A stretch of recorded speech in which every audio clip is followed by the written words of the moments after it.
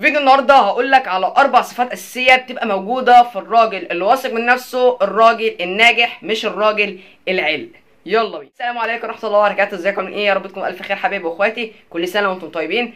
قبل اي كلام لايك، سبسكرايب، تعليق حلو زيك، ويلا بينا نخش على الفيديو. اول صفه وهي مش بيخاف من الضغط والمواجهه، اهم حاجه يواجه.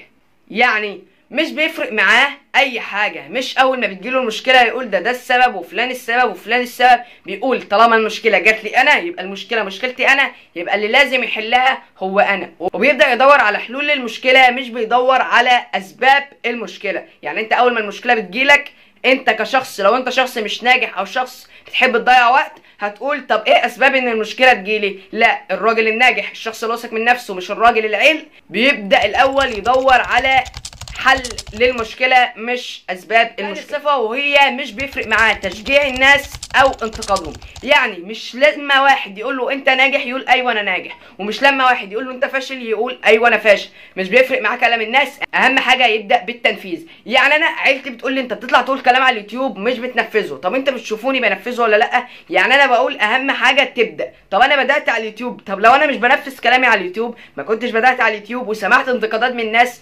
وبرضه طنشتهم خالص، لان مش بيفرق معايا اراء الناس. اراء الناس تحت، بلاش تحت الجزمه ورا. الصفه الثالثه وهي مش بيطارد الدوبامين المزيف، اللي هي السعاده المزيفه، اللي هي ادمان الاباحيه والفاست فود والجيمنج والحاجات دي. يعني مش بيشرب سجاير وحاجات تانية الله اعلم بيها عشان يبقى سعيد، وبرضه مش بيروح للعاده السريه عشان يبقى سعيد، وبرضه مش بيروح يلعب عشان يبقى سعيد. لا، هو مش بيطارد الدوبامين المزيف. والدوبامين المزيف اهم حاجات فيه وهي الفاست فود. يعني مثلا واحد مهتم بصحته عشان يرتاح بقى، او عشان هو خلاص عمل فورمه وكله تمام وفورمته مظبوطه، يبقى عايز يبقى فرحان، يقوم رايح جايب 2 برجر وضاربهم و2 بيتزا وضاربهم و2 مش عارف ايه وضاربهم، الفورمه باظت وخرب الدنيا. دي اسمها دوبامين مزيف. حاجه زي المخدرات،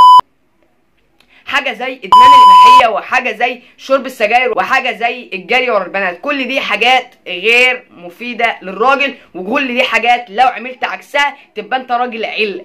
اما الراجل اللي واثق من نفسه، الراجل الناجح، مش بيدور ورا الحاجات دي ومش بيجري ورا. بقى على الصفه الرابعه والاخيره وهي بيفصل مشاعره عن الشغل.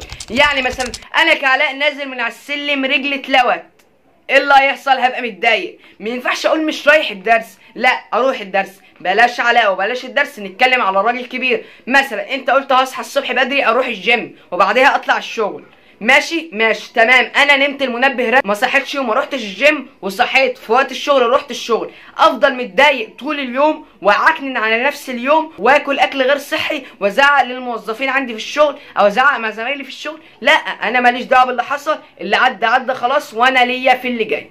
وكده يبقى فيديو النهارده خلص. وما تنساش تطور من نفسك، يعني تطور من ذاتك وتستكشفها. وبرضه ما تنساش تحجز معايا في المحتوى اونلاين، هتكون على الرقم اللي نزلته قدامك على الشاشه ده، هتكون بسعر رمزي جدا اقل من نص دولار، يعني ببلاش حرفيا. عملت لك مذكره بي دي اف لتكوين شركه اونلاين ولبناء شركه ناجحه اونلاين. لو اشتركت معانا في المحتوى اونلاين هتاخده مجانا، لو عايز تاخده لوحده برضه ب 25 جنيه بنفس سعر المحتوى اونلاين. سلام.